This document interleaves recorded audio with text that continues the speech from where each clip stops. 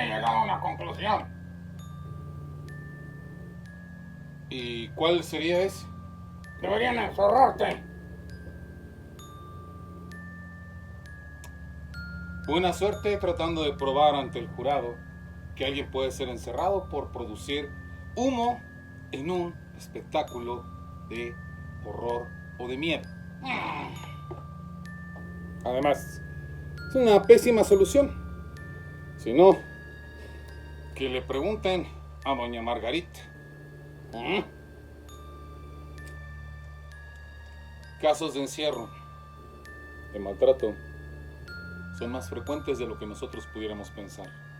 Y más cuando ellos producen ciertas historias que estremecen. Señoras y señores, muy buenas noches. Sean ustedes, una vez más, bienvenidos a las sombras.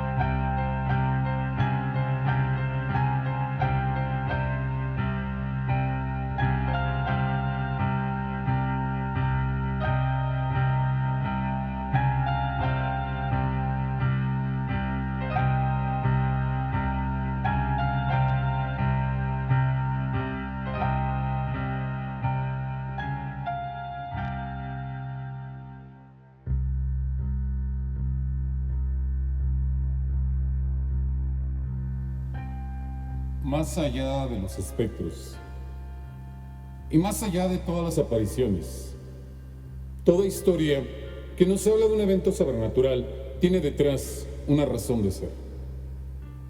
Y esas razones no son para ponerse en duda.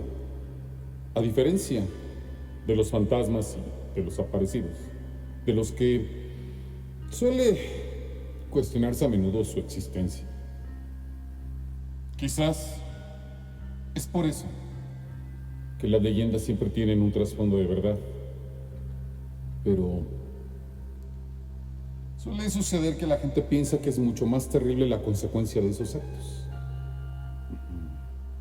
Es decir, creen que lo más terrible es ver esas apariciones resultantes de dichos eventos. Consideran que el temor viene de observar cómo se manifiesta un evento fuera de la naturaleza y que posee un aspecto amenazante, ominoso. Pero no se preguntan qué tan espantoso tuvo que ser aquello que se dice que fue su origen.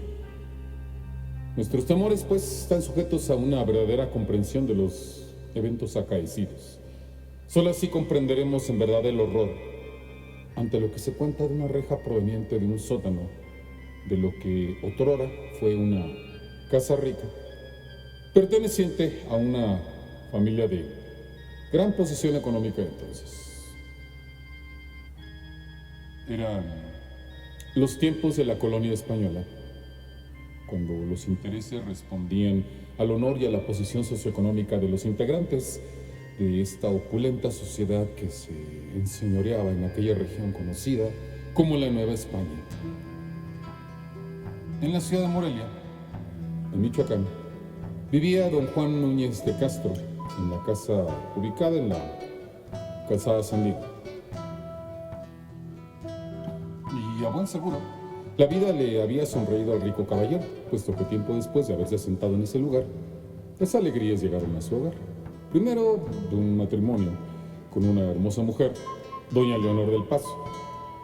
A continuación, tiempo después, el nacimiento de quien sería la joven Leonor Núñez del Paso, que si de niña era hermosa, de joven, sin duda alguna, adquiriría la fama de ser bellísima.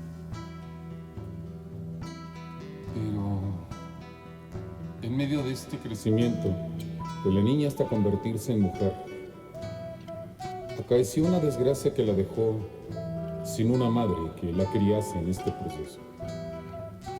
Doña Leonor del Paso entregaría el alma a Dios de forma temprana. No que fuera poco frecuente en aquellos tiempos la temprana muerte de las mujeres que daban a luz. Pero ello, sin duda, no le resta nada a la tristeza de sus deudos, quienes quedaban desamparados, sin el afecto y la gentileza de doña Leonor. A pesar del desconsuelo, don Juan de Núñez, pasado el tiempo, logró restañar las heridas que le dejara el dolor de haber perdido a su primera esposa. Y así conoció a Margarita. ¿Quién pasaría a ser doña Margarita Estrada de Núñez? A pesar de que la mujer sabía que don Juan tenía una niña, fruto de su primer enlace, doña Margarita estuvo en la disposición de ver crecer a la joven, presenciar cómo florecía su belleza, a la vez que la suya iba decayendo por causa de los años. Aquella joven Leonor le producía a la esposa de don Juan considerable envidia, como la causaba en gran parte de las personas mayores, quienes anhelan en secreto aquellas cosas que les arrebata la edad para derramar sus dones en los más jóvenes. Mas aquello se había tornado de una envidia natural a una que le hacía perder los estribos y darle rienda suelta con su rabia al enojo más incomprensible en contra de la chica. Cualquier pretexto era bueno para reñirla y cualquier falla era suficiente para magnificarla. Aparentemente a doña Margarita le afectaba que los varones en la calle, camino a la iglesia, devoraran con la mirada cada centímetro de la blanca piel del juvenil rostro, que parecía finamente esculpido en alabastro, rematado en los dulces labios coralinos y delicadamente coloreado en las mejillas con un tenue tono rosado que resaltaba en aquel mentón, suave y refinado, y la nariz igualmente estrecha y delineada. La joven no atinaba a mirar a ninguno de aquellos pretendientes con sus ojos brillantes e intensos como una promesa de ternura infinita. Las amplias faldas no ocultaban la figura exquisita de sus formas, ni la estrecha cadera, ni el torso dibujado como por la mano de un artista. Tal vez doña Margarita hubiese querido, como cuando era joven, ser ella quien atrajera las curiosas miradas de aquellos que se desvivían por llamar la atención de la joven Leonor Núñez del Paso, quien parecía haber heredado las mejores cualidades de la madre y del padre.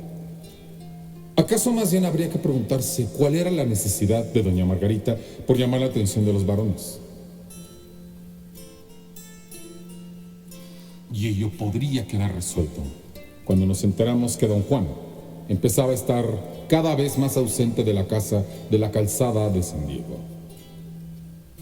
Después de casar con doña Margarita, los negocios comenzaron a andar mal, y de tal modo la situación de bonanza se había trastocado tanto que después tuvieron que mudarse a la calzada de Fray Antonio de San Miguel, con el fin de economizar en gastos, mientras don Juan marchaba una y otra vez largos viajes a Valladolid con el fin de restablecer parte de la fortuna que se esfumaba poco a poco. Sin embargo, que la casa se hallara en una calzada con el nombre de un religioso no le impidió que poco a poco la malevolencia entrara en la casa, con el permiso del oscuro corazón de doña Margarita, quien se hartaba de la soledad, pese a que don Juan se ausentaba por cuidar la manutención de ambas mujeres.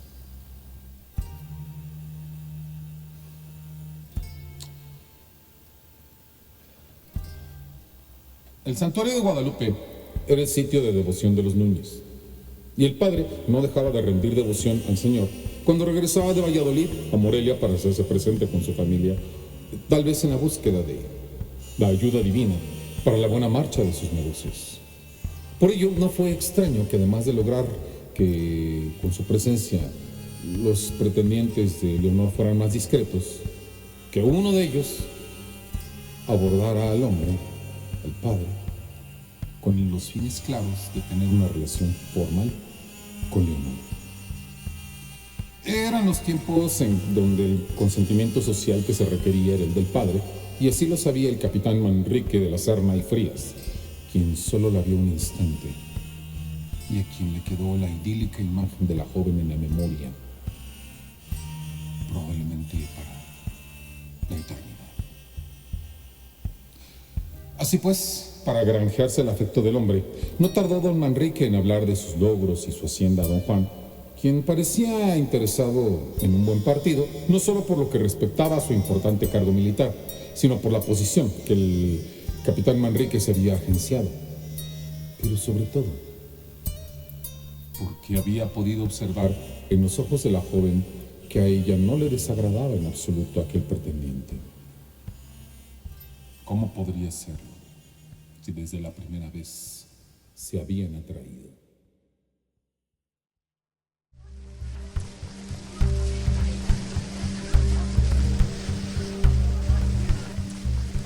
Muy buenas tardes, señorita. Tales os las dé Dios, caballero. Considero que ciertamente me lo ha permitido así, puesto que en esta tarde es cuando os encuentro. Ello basta para hacer buena la tarde a alguien. Atentas palabras, caballero, pero no creo merecerlas. ¿Qué más da, puesto que ya os las he dado? Y me parece que nadie más merecedor de cumplidos como vos, mi señora... Leonor Núñez del Paso. mi señor... Capitán Manrique de la Serna y Frías. Os beso la mano, mi señora. Ah, capitán. Muchos requiebros para alguien que apenas conocéis.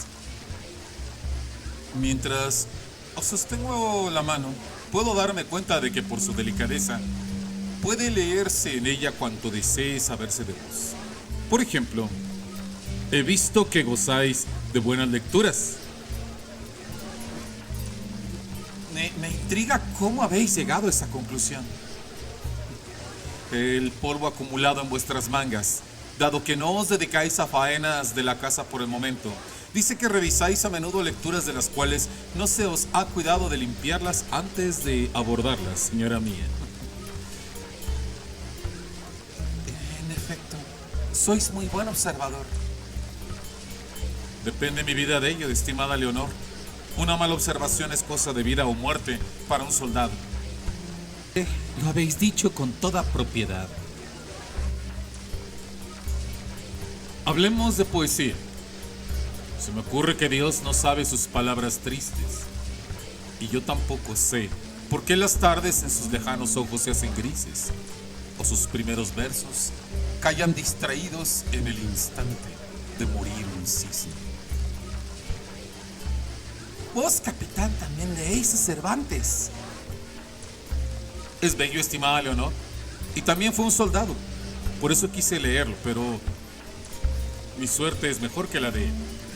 Quizás yo no tengo el talento de escribir como él, pero al veros tan hermosa, estoy seguro que tengo mucha mejor razón para inspirarme que él.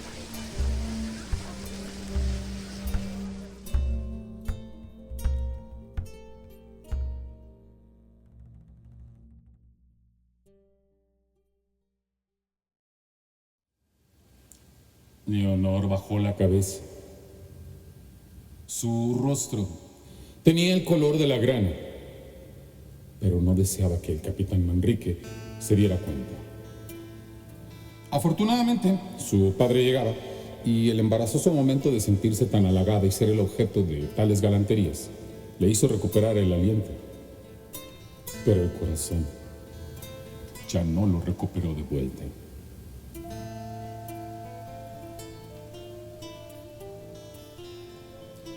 ¿Qué se piensa cuando se planea un acto infame? Se dice que no se piensan esas cosas, que son acciones impulsadas por el temor, la ira, por la pasión y el poder. Y nada de eso se piensa.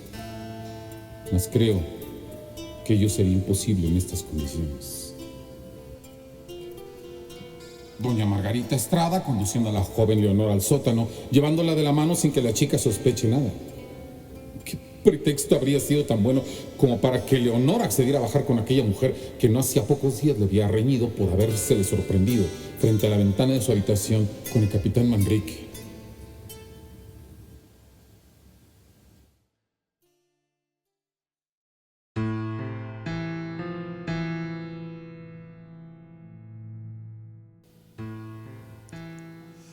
Oscurece, Manrique. Debéis iros. ¿Sabes cuánto me afrenta esa palabra? Mejor que nadie como soldado sé lo que es el deber. ¿Y cómo es que os afrenta la palabra en vez de cumplimentar debidamente vuestro deber de marcharos? Me afrenta porque lo sé. La conozco perfectamente. He vivido como hombre de deber por tanto tiempo. Sin embargo, no alcanza dicha palabra a tener significado a vuestro lado. Creo que el único y más agradable deber que yo podría comprometerme a cumplir es el de procurar haceros feliz el resto de nuestros días de vida. Quereros con tanta ternura como la que se siente cuando tus manos toman las mías con tal deseo. No debería haber sino solo el deber de amaros.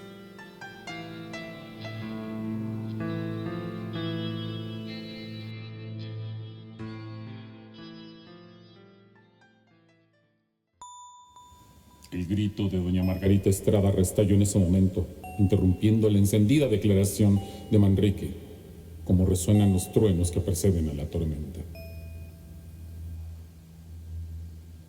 ¿Acaso solo era pensar que sería un castigo más de los que doña Margarita solía imponerle a su hijastra? ¿Nunca habría sospechado la dulce Leonor que su madrastra planeaba dejarla en aquel sótano el tiempo suficiente como para que ella muriera sola en aquel encierro? Qué poco sabía la joven de la maldad de los hombres. Cuán poco sospechaba que su madrastra procuraba dañarla de esa manera. Quizás lo supo cuando pasaron los primeros días y ella comenzó a gritar sin respuesta de que la sacaran de ahí. O lo supo cuando el hambre comenzó a acuciarle tanto que sentía que moría.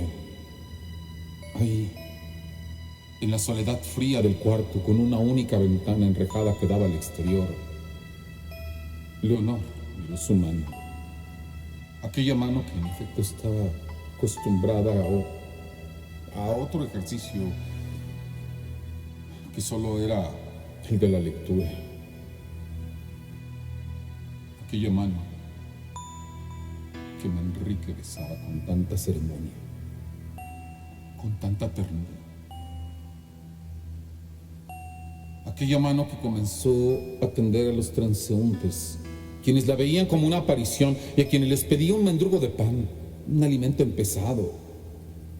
Sin embargo, algunos de ellos se retiraban con gran susto y espanto al ver que una mano surgía de las rejas. Una fantasmal mano pálida y fina, como la de un fantasma. Doña Margarita no se había tocado el corazón para hacer aquello. Discretamente la vigilaba tras la pesada puerta de roble mientras contaba los días para que ella falleciera de inanición, desesperando de que la joven Leonor tratara de sobrevivir. Con tal propósito no le proporcionaba alimento alguno ni daba señas de escucharle, cuando Leonor perdía la cabeza y pensaba que sus dolorosos lamentos podían conmoverla. En más de una vez, uno de sus sirvientes quiso ayudar a la joven, y por toda respuesta, la señora de la casa o bien les amenazaba o bien doblaba la cantidad que les había ofrecido por su silencio.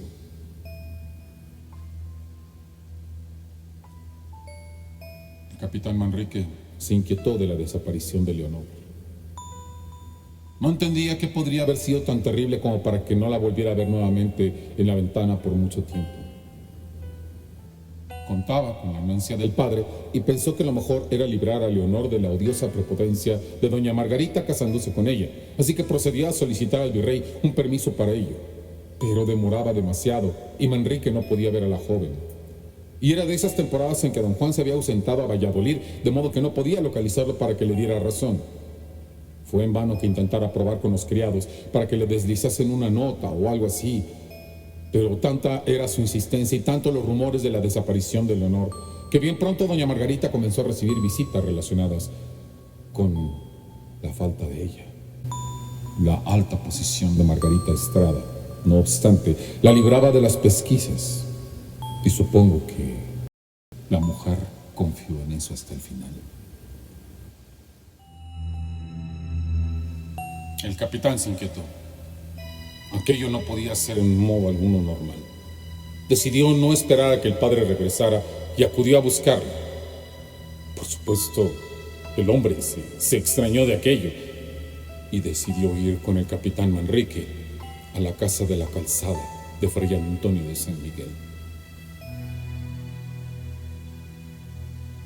Si le hubieran permitido intentar algún recurso, a buen seguro, doña Margarita habría hallado todas las excusas necesarias para salirse con la suya. Mas he aquí que el capitán se hizo acompañar de hombres cuando llegaron a su domicilio para agilizar la revisión del inmueble. El capitán no confiaba en doña Margarita.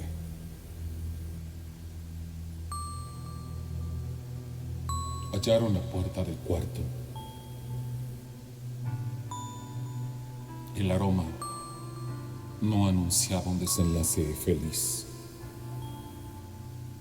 El llanto de Manrique no tuvo manera de contenerse, pese a él ser un hombre de la milicia.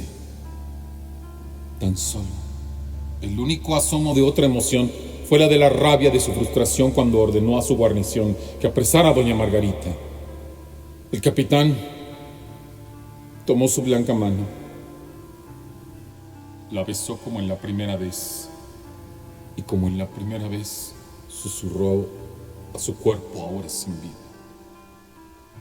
sin sonrisa,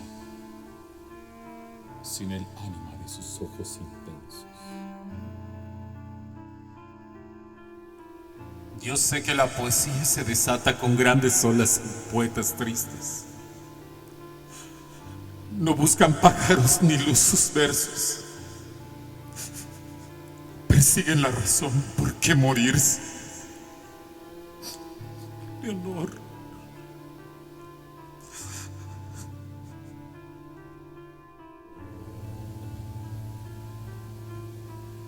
Y la mano del dolor se volvió leyenda. Por favor, si son piadosos, recen después de las 8:30 de la noche y se pasan por ahí, frente a la reja, para que el alma de la dulce Leonor descanse por fin. Su pálida mano sigue suplicando ayuda a los transeúntes, aunque ahora la ayuda que precisa probablemente es la divina.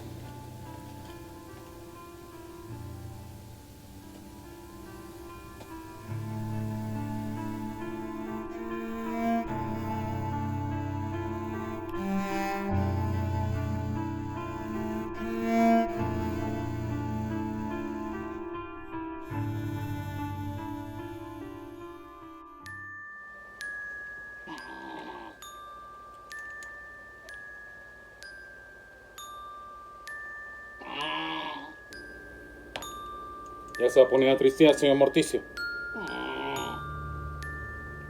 Muchas historias tristes. Probablemente el horror no es aquellas huellas que dejan, o que se dice que dejan, en distintos lugares. Probablemente el horror se encuentra en los hechos que les dieron origen a esas manifestaciones y a esas apariciones. Sin embargo, la reflexión no debe quedar para nosotros aquí en este canal, sino para ustedes de acuerdo a sus criterios y de acuerdo a sus propias creencias. Nosotros solo nos corresponde traer la historia y ya lo hemos hecho, y por ello vamos a retirarnos, no sin antes recomendarles que se sigan suscribiendo al canal, que activen la campanilla, que nos otorguen un like, un comentario. Todo esto, acciones en este caso para poder evitar la maldición del algoritmo, que se dice que es la leyenda más macabra de estos lares.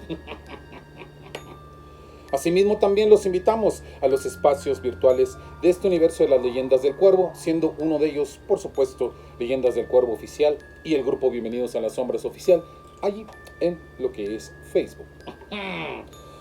Ustedes encontrarán en este espacio, en estos espacios, notificaciones acerca de los videos nuevos, de promociones, de, sin duda alguna, videos también que recomendamos, como los del señor Morticio en Instagram y en TikTok. Estos videos en el formato de un minuto, que es lo que permiten estas plataformas normalmente.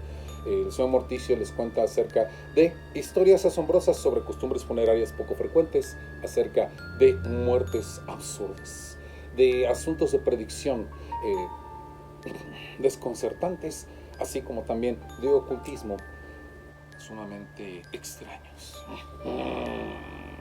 Y esto con el peculiar humor del señor Morticio. Asimismo, también los invitamos a que nos lean en la revista Literpo, bajo la dirección de la maestra Emily Saiz, a quien enviamos un muy cordial saludo desde Texas para el mundo, haciendo difusión de la literatura en todas las formas posibles, a través de artículos, a través de ensayos, a través de retos en la plataforma de Twitter. Todos los vínculos los van a encontrar en la descripción de este video. También van a encontrar los vínculos del proyecto literario dirigido por la maestra Angie Vampi, a quien envío un muy cordial y cariñoso saludo. La maestra Angie Vampi ha creado un espacio de difusión de la poesía gótica alrededor de distintas iniciativas, como es sacar la poesía de los libros para llevarla a lo que son, en este caso, los poemas, los videopoemas, imágenes en movimiento, musicalizadas y trabajadas con el fin de darnos otra perspectiva de este género de la literatura en forma de lo que es el romance de lo gótico, el horror y lo oscuro.